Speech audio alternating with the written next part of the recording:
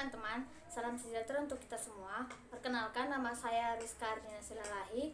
Nomor induk kemahasiswaan saya 20105594. Saya dari Prodi S1 Manajemen kelas pagi B. Oke teman-teman, di video ini saya akan membahas materi pembelajaran komputer mengenai yang pertama, implementasi komputerisasi pada masa pandemi, yang kedua, kekayaan intelektual, dan yang ketiga, budaya dan teknologi. Baik, pertama saya akan membahas secara singkat mengenai implementasi komputerisasi pada masa pandemi. Namun, sebelum itu kita akan membahas mengenai apa itu sebenarnya pandemi COVID-19. Pandemi itu sendiri merupakan sebuah epidemi yang telah menyebar ke berbagai benua dan negara. Umumnya menyerang banyak orang tanpa memandang usia. Namun, pada umumnya COVID-19 ini lebih rentan menyerang pada lansia. Infeksi virus corona disebut COVID-19 atau Coronavirus Disease 2019 dan pertama kali ditemukan di kota Wuhan, Tiongkok pada akhir Desember 2019. Virus ini menular dengan sangat cepat dan telah menyebar ke hampir semua negara, termasuk Indonesia, hanya dalam waktu beberapa bulan saja. Hal tersebut membuat beberapa negara menerapkan kebijakan untuk memberlakukan lockdown dalam rangka mencegah penyebaran virus corona.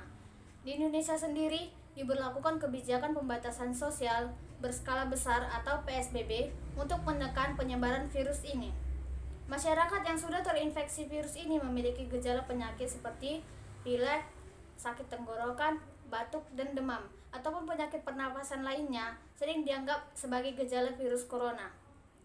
Sehingga pada masa seperti ini, masyarakat sekarang takut berdekatan dengan orang yang batuk atau pilek ataupun bersin di tempat umum. Terus dampaknya apa sih? Virus corona ini tidak hanya merugikan dari sisi kesehatan saja. Presiden Jokowi juga mengatakan bahwa virus corona sangat berdampak pada perekonomian di Indonesia, bukan hanya karena produksi barang saja yang terganggu, tetapi investasi pun terhambat. Berikut beberapa dampak virus corona ini. Yang pertama, beberapa barang menjadi mahal dan langka untuk ditemukan. Yang kedua, kunjungan para wisatawan mancanegara di Indonesia menurun. Yang ketiga, merusak tatanan ekonomi di Indonesia. Dan yang keempat, impor barang menjadi terhambat. Sampai saat ini, belum ada obat khusus yang disarankan untuk mencegah dan mengobati orang yang sudah terinfeksi virus corona. Mereka yang terinfeksi virus harus menerima perawatan yang tepat untuk meredakan dan mengobati gejala. Dan mereka yang terkena sakit serius harus dibawa ke rumah sakit. Dan apa kegunaan komputerisasi pada masa pandemi ini? Karena banyak pekerjaan atau kegiatan yang terhambat akibat virus ini, maka dibutuhkan suatu sistem berbasis komputer yang mengimplementasikan atau memudahkan untuk melakukan segala kegiatan atau pekerjaan yang terhambat. Komputer pada saat ini sangat dibutuhkan di sekolah, di kantor maupun di rumah. Dengan adanya perkembangan teknologi, pertukaran sebuah informasi menjadi lebih mudah dan cepat dan lebih memudahkan pekerjaan. Pekerjaan yang dapat dilakukan oleh satu orang menjadi lebih efektif dan efisien. Dengan adanya virus corona ini, membuat proses pembelajaran menjadi berubah dari yang tatap muka menjadi pembelajaran jarak jauh. Tetapi dalam keadaan seperti ini pun, guru masih tetap harus melaksanakan kewajibannya sebagai pengajar, di mana guru harus memastikan siswa dapat memperoleh informasi atau ilmu pengetahuan untuk diberikan kepada siswa. Guru harus melakukan inovasi dalam pembelajaran, diantaranya dengan memanfaatkan teknologi dalam pembelajaran. Semenjak pembelajaran diberlakukan di rumah, sebagian guru melakukan pembelajaran lewat media online seperti WhatsApp, Zoom, Google Meet, Google Classroom, dan lain-lain. Namun, agar kita bisa mengaplikasikannya, kita membutuhkan bantuan teknologi, contohnya handphone, komputer, dan laptop. Dan kita juga membutuhkan jaringan internet. Akan tetapi, perkembangan teknologi ini juga memiliki dampak negatif maupun positif.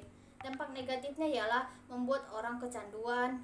Yang kedua, menambah ide kejahatan. Yang ketiga, peningkatan jumlah pengangguran. Dan yang keempat, kualitas SDM menurun. Dampak positifnya yang pertama ialah meningkatkan intensitas komunikasi. Yang kedua, sebagai media pertukaran data. Yang ketiga, memudahkan perolehan informasi. Dan yang keempat, sarana bertransaksi dalam dunia bisnis. Oke teman-teman, yang sekarang kita akan membahas topik yang kedua, mengenai hak atas kekayaan intelektual. Menurut Saraboti 2016, kekayaan intelektual atau hak kekayaan intelektual adalah padanan kata yang biasa digunakan untuk intellectual property right atau IPR, yakni hak yang timbul dari hasil olah pikir yang menghasilkan suatu produk atau proses yang digunakan untuk manusia. Beberapa pengertian tentang haki dari beberapa para ahli yaitu, yang pertama, haki menurut Marzuki adalah suatu hak yang timbul dari karya intelektual seseorang yang mendatangkan keuntungan material. Keuntungan material inilah yang dapat memberikan kesejahteraan hidup bagi pemilik. Yang kedua, haki menurut Zumhana dan Zubadila ialah hak yang berasal dari hasil kegiatan kreatif, kemampuan daya pikir maupun yang diekspresikan kepada halayak umum dalam berbagai bentuk yang bermanfaat dalam menunjang kehidupan manusia karena memiliki nilai ekonomis. Bentuk nyata dari kemampuan tersebut misalnya dalam bidang teknologi, ilmu pengetahuan, seni, dan sastra. Adapun macam-macam hak atas kekayaan intelektual. Direktorat Jenderal Kekayaan Intelektual membuat perbedaan kekayaan intelektual menjadi dua jenis, yaitu yang pertama adalah hak cipta dan yang kedua adalah hak kekayaan industri. Hak cipta. Contoh ciptaan yang dilindungi hak cipta adalah sebagai berikut. Yang kedua, hak kekayaan industri. Ada beberapa turunan dari hak kekayaan industri. Yang pertama, hak paten. Yang kedua, hak atas merek. Yang ketiga, desain industri. Dan yang keempat, indikasi geografis. Jika kalian mempunyai beberapa hal di atas, kalian dapat membuat hak paten atas karya kalian di link yang tertera. Dan adapun sanksi bagi pelanggar hak cipta, yang pertama, sengaja membuat tanpa hak. Sanksinya yang menurut Undang-Undang Hak Cipta Nomor 12 Tahun 1997, penjara 5 tahun, dan menurut Undang-Undang Republik Indonesia tahun 2000 Nomor 19 Tahun 2002, penjara minimal 1 bulan, maksimal 7 tahun, serta denda 7 miliar rupiah. Yang kedua, menyiarkan, memamerkan, mengedarkan, menjual suatu ciptaan orang lain. Terkena pasal 49 ayat 1 dan 2, penjara 5 tahun serta denda 500 juta rupiah. Agar terhindar dari sanksi pelanggaran hak cipta, kita harus meminta izin kepada yang mempunyai, menyebutkan atau melampirkan nama pembuat atau membuat karya tersebut. Kemudian kita akan membahas topik yang ketiga, mengenai budaya dan teknologi.